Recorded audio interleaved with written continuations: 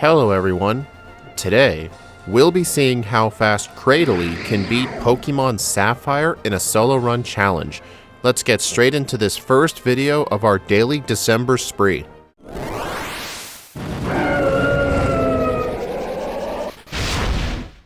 Yep, you heard me right. Daily December.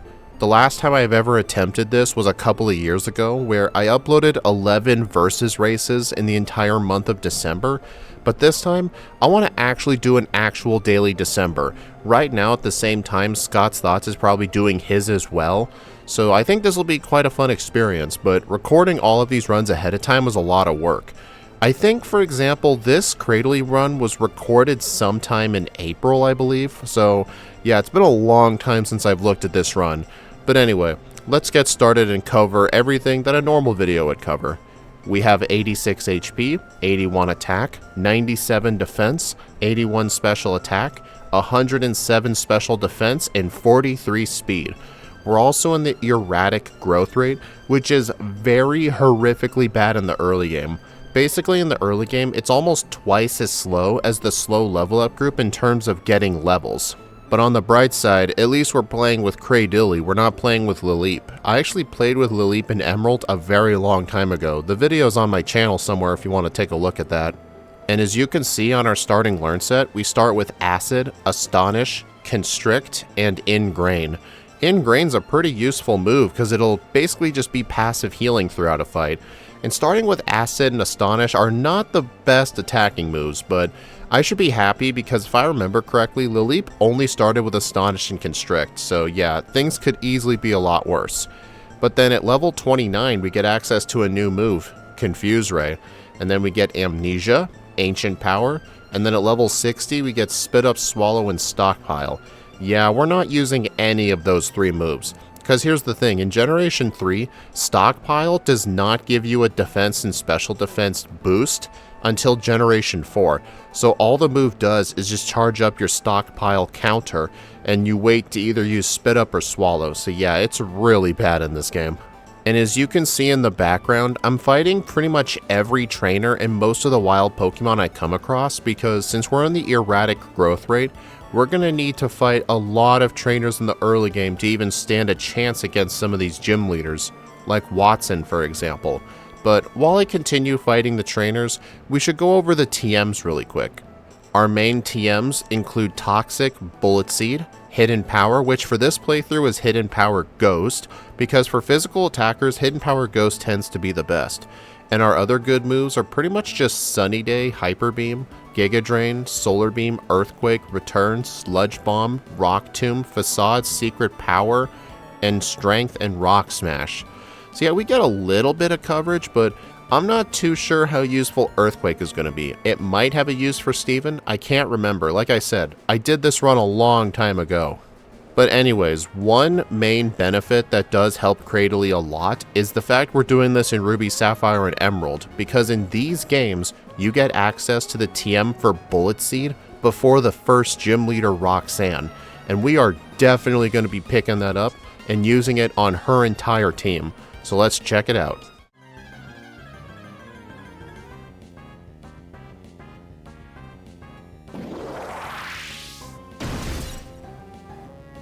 She leads off with her Geodude. I go ahead and use Bullet Seed for a 3-shot. Okay, so far so good.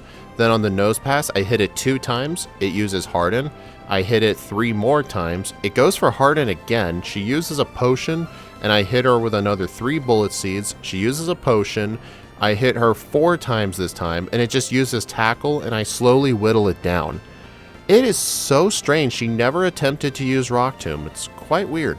But anyway, at least I first tried Roxanne, all thanks to Bullet Seed.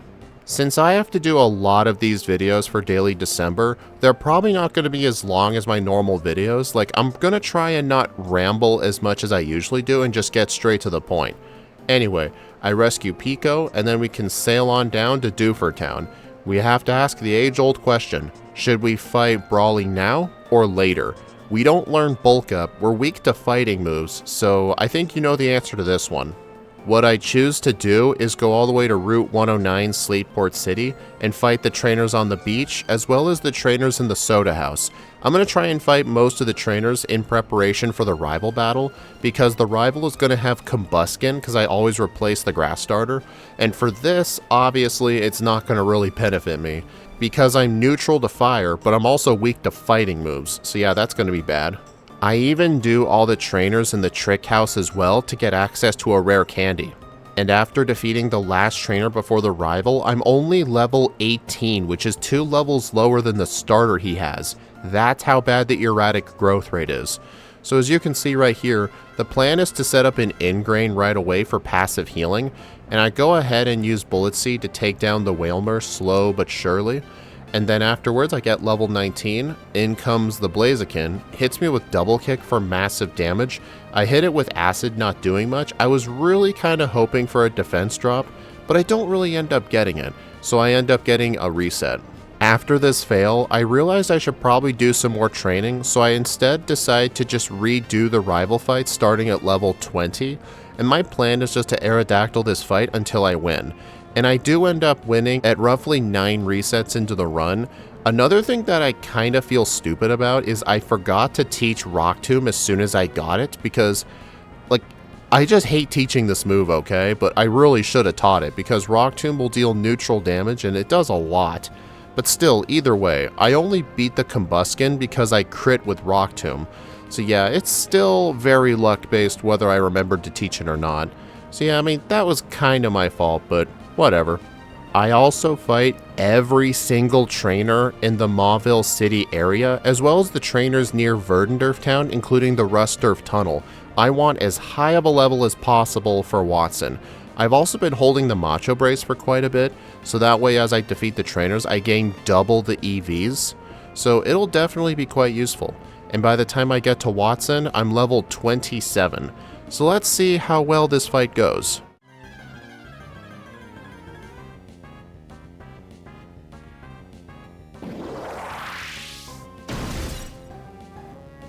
Wattson leads off with his Magnemite. It's a good thing I actually taught Rock Smash. I normally hate teaching this because it's an HM move, but desperate times call for desperate measures, you know? I also have a Cherry Berry equipped so I can tank 1 Thunder Wave, but I end up paralyzed either way on the Magnemite, but at least I knocked it out. Then on the Voltorb, I switch on over to Rock Tomb, and as soon as I actually hit it, either from paralysis or from missing the move, like so many times, I hit it for a one-shot thanks to a crit. Then here comes the Magneton. I just spam Rock Smash until I win. It's a good thing I had Ingrain too because his entire team can't really do much. His worst move is effectively Sonic Boom on the Magneton. So yeah, I ended up first trying Wattson. Yeah, all the training, definitely worth it. Just because we've defeated Wattson does not mean we're out of the woods yet. I actually tried fighting this cool trainer right here. I ended up getting paralyzed because of this guy's Electrike, so I ended up having to black out all the way back to Mauville. So yeah, that was annoying. But after I get my revenge, I can talk to this guy right here to get the TM for Secret Power, which I teach right away. And not only do I get a pretty decent move, but it also unlocks the ability for me to purchase Hidden Power in Slateport. But I don't really need Hidden Power until Tate and Liza. That's essentially what Hidden Power Ghost is for. But you know what? I just realized I haven't talked about my nature and ability yet. Our ability is Suction Cups. It basically prevents Roar and Whirlwind from working, which is definitely a good thing for like Fire Red and Leaf Green, but not really for this game. Not many opponents really use Whirlwind. And our nature is Naive, which is plus speed minus special defense.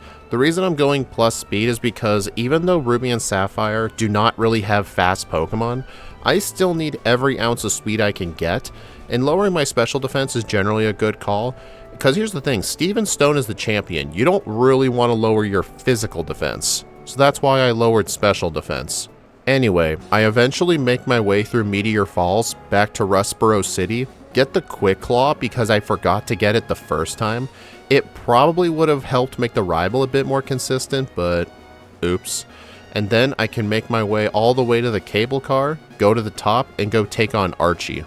This fight is essentially just a luck fest. It's a good thing with Suction Cups Roar will not work, but I did get hit with Sand Attack, but at least with the Ingrain as well, I can just slowly heal up and just eventually I'll win, just by spamming Secret Power and Rock Tomb.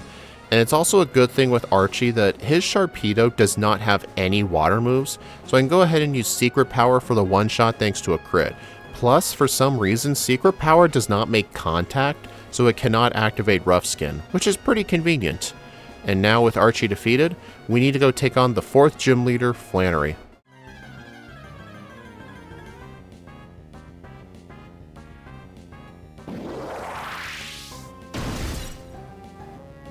Flannery leads off with a Slugma. I go ahead and use Ingrain right away. I get hit with Smog, fortunately not poisoning me, and I one-shot the Slugma with Rock Tomb. The second one misses, but it just goes for Light Screen. And then on the Torkoal, I go ahead and use Rock Tomb for about half, and then the second one I get a very, very low roll on. So as soon as she is about to use her potion, I go ahead and just spam a couple of Rock Smashes, but it didn't get any defense drops. But then I just realized, wait a minute, this thing has White Smoke. I can't lower its defense. I'm an idiot. So I just go back to Rock Tomb, just spam it until I eventually win, and thanks to the passive healing of Ingrain, I eventually do win. It was pretty slow, but at least I won. Now with Flannery defeated, I go ahead and get the rare candy inside the desert right here, and then eventually make my way back to Slateport. I'm going to be purchasing some early vitamins, and today's vitamin of the day is 4 protein. I think it's pretty self-explanatory. I'm a physical attacker. I need the protein. Anyway, right after I bought the vitamins, I completely destroy Brawly, and now we need to go take on the 5th gym leader, Norman.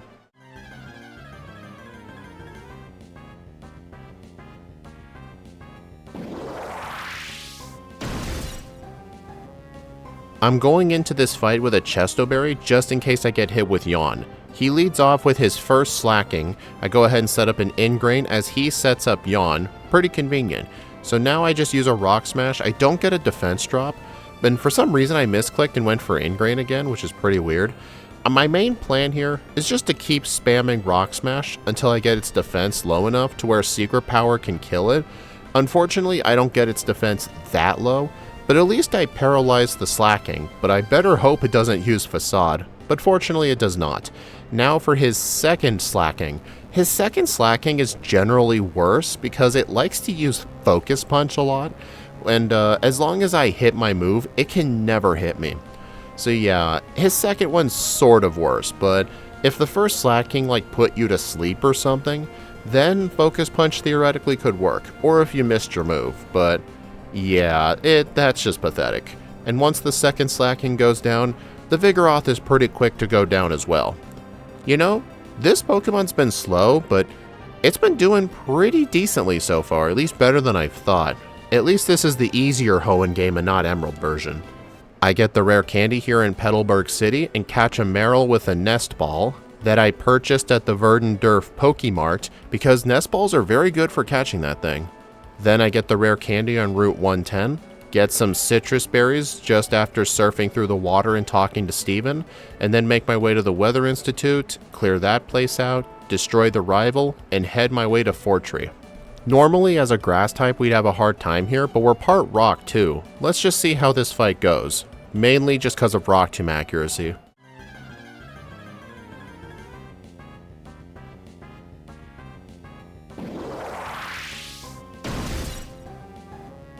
Winona leads off with Swellow. I go ahead and use Secret Power right away, and then she actually withdrew into Skarmory thinking I'd use Secret Power again, but it's a good thing I actually swapped to Rock Tomb at the last minute. So now I can just keep chipping it down, and it lives in red health, and stealing is doing a surprising amount of damage. But this is the reason I set up Ingrain, plus I'm equipping a Citrus Berry as well, because Citrus Berries in this game heal a flat 30 HP. Not as good as the newer games, but it's still very useful. And by the time I finally defeat it, I end up at like low red health, but fortunately, I'm going to resist a lot of the other moves. Even the Pelipper's water gun doesn't really do that much. I'm just hoping the Pelipper spamming Protect will let me heal up enough to where I can win against the rest of her team. Then on the Altaria, it goes for Dragon Dance, I go Secret Power, Earthquake does like 5-6 damage or something like that, maybe like 20. And this fight is getting really dangerously close, but then at the very last minute, Earthquake knocks me out. Darn it, I was so close. This fight was surprisingly difficult. It took me until 16 resets overall to finally beat Winona, because this thing just needs a lot of luck to beat her. And maybe some more training could have fixed that, but I'm not so sure. There's really not many trainers in Sapphire version. But hey, a win is a win. I fight a few more optional trainers leading to Lily Cove City, and then inside this house right here, I'm going to get the TM for rest, just in case. And then I'm going to go into the move deleter's house. I'm going to be deleting Rock Smash off of my moveset, and in its place, I'm going to teach Hidden Power Ghost. I'm going to beat the rival as well while I'm here. It's an optional fight in this game especially because unlike Emerald, there's no move tutor for substitute in there. So in Ruby and Sapphire, there's almost no reason to fight this guy unless you just want XP. And I do want XP, but at least since I'm level 41 now, the erratic growth rate is really starting to speed up, so in the late game, I'm going to be leveling up quite decently. Fun fact, the erratic growth rate takes the least amount of XP to get to level 100 at 600,000. For comparison, the second fastest, which is the fast group, I believe is roughly 800,000. So yeah, quite a difference. Then south of Mount Pyre, I go ahead and get the TM for Giga Drain since I have a grass type in my party, aka Cradily, and I do plan to use Giga Drain for a later fight. And then I can go ahead and do the Team Aqua section, and funny thing in this game, all of these grunts in here really need their eyes checked because their line of sight is so short. I mean, it's fixed in Emerald, but still, like, one thing I do like about Sapphire is you don't have to fight as many trainers, but it can be a curse at the same time if you're playing a bad Pokemon, like this thing. And with the Aqua section cleared out, I head my way to Moss Deep City, go into the Shoal Cave for a rare candy, and then I go do a bunch of training in the water leading to Pacific Logtown. There's almost no reason to go to Pacific Logtown in a normal playthrough of this game, because going through Sky Pillar is a completely optional place, plus it's a post-game area if I remember correctly. But there's still a lot of great trainers just to the west of Pacific Logtown, and like I said, I want as much XP as possible. So I go ahead and do all of that training, and by the time I finish, I am at level 53 going into this gym, which is just insane. I just gained so many levels, and it's definitely going to be useful. Plus, during that training, I now have Return on my moveset, as well as Ancient Power. So why don't we go take on the 7th gym leaders, Tate and Liza.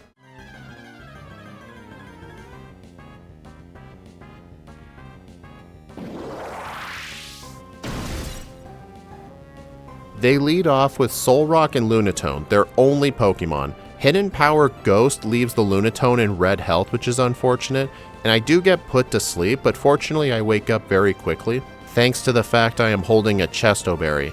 But the main plan is just to keep spamming Hidden Power Ghost on it over and over again until I eventually defeat it, because they're just going to keep going after my HM users. But sometimes they go after me, which is kind of annoying. I just keep going Hidden Power Ghost over and over again, and then eventually my Meryl does end up fainting, but not before I faint the Lunatone. But it's a good thing I defeated it just in time for the Solrock too, so that way I can get all of the experience. In the Seafloor Cavern, I get the TM for Earthquake, kick Archie's ass, run away from the Kyogre like a bitch, and now I can take on the 8th gym leader, Wallace. We're nearly there.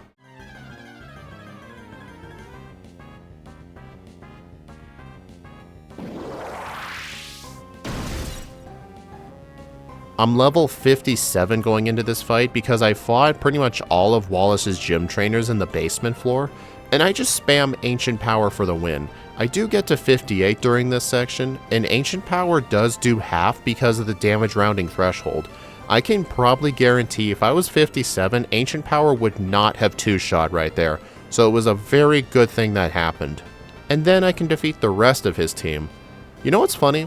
I had a lot of resets at Winona, but I haven't had a reset since, so pretty much the hard point was effectively just Wattson and Winona, which is kind of insane. I go around the region getting a bunch more rare candies, enter Victory Road, destroy Wally at the very end of Victory Road, and then I can enter the Pokemon League. I heal at the center, buy some full restores, and now we need to go take on the final 5 trainers. Let's do this shit.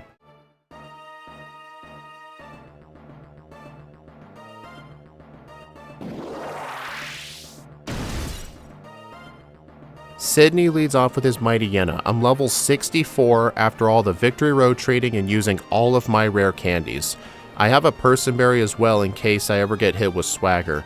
I go ahead and just use some Ancient Powers on the Mightyena, hoping for an Omni boost, but I unfortunately don't get one within 4 tries, and I only have 1 Ancient Power left, so I save it for the Cacturn, and I don't get the boost. Well, this fight's going to be a lot more difficult. On the second attempt, I get the Omni boost on the first try, so now that Intimidate is essentially gone. I'm just going to continue spamming Ancient Power and Return depending on what I need until I eventually win. And then the Sharpedo hits me with Swagger, and I get the attack boost, the Personberry goes away, and then as I Ancient Power it, I get another boost, so I'm literally killing everything with +3 attack, which is just hilarious. Next up is the Ghost-type Elite Four member, Phoebe.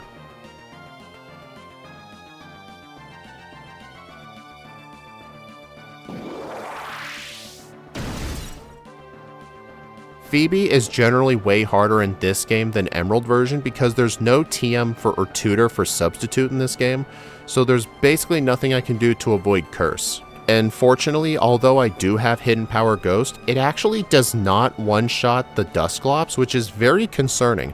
I go for Ancient Power first, and it hits me with Confuse Ray instead into Shadow Punch. Okay, alright, I'll take it. I probably should have equipped a Personberry though. Whatever.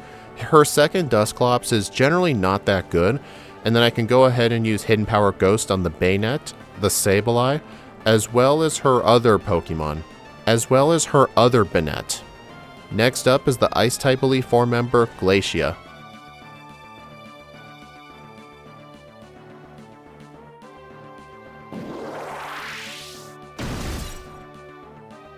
She leads off with a Glalie. I one-shot it with Ancient Power.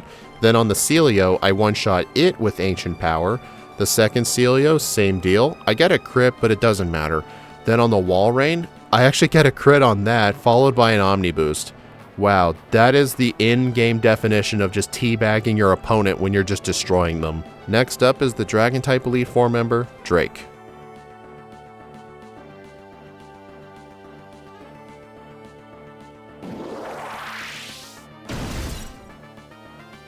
He leads off with his Shelgon. I use 1 Ancient Power, and I literally get the Omni boost the very first try, and then on the second Ancient Power, I get another Omni boost.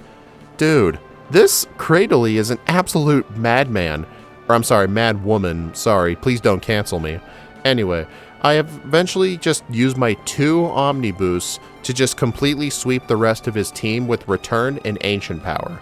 And now, we are finally approaching the champion, Steven Stone. And this was the reason I picked up Earthquake. It's going to be very useful for a couple of his Pokemon. Let's do this.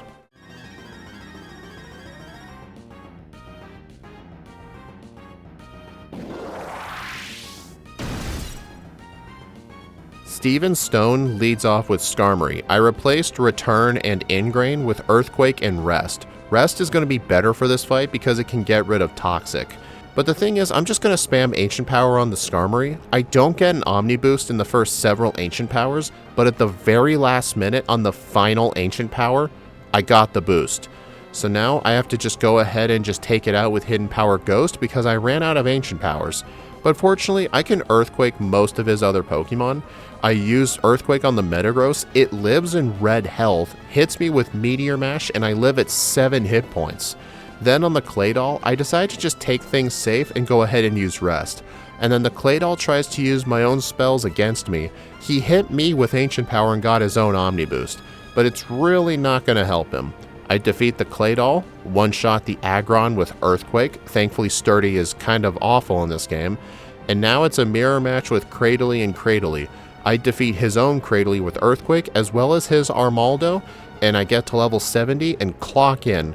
with a real time of 1 hour, 37 minutes, and 13 seconds, with 20 resets, 3 blackouts at level 70, with a game time at the Hall of Fame of 5 hours and 43 minutes. So yeah, this Pokemon had a lot of resets, mainly concentrated at just a few fights, but this thing did really good. It at least beat my expectations, but you gotta admit, I got incredibly lucky with those Omni Boosts. I mean, that's essentially Cradily's entire strat for the late game, is just get one Omni Boost, reset if you don't get one. So I'm actually kind of glad I got them pretty dang quickly. I'm not going to go over the leaderboard in my voiceover because I'm recording this playthrough before I recorded other playthroughs for Pokemon Sapphire that were done earlier in the year, because as of this voiceover, it is August 7th, so I'll just show an image of the leaderboard right now and have you just look at it. Anyway, I hope y'all enjoyed this video. Please like, comment, and subscribe if you want to see more, and be sure to follow me on my socials or support me through YouTube memberships. YouTube members get access to all the patch files for all the backports we do on stream. And this is just the start of daily December. Tomorrow, we're going to be playing Pokemon Leaf Green with Plusle. Yeah, I have a reason for doing this. You'll see tomorrow. But anyway, I will see you all in the next video.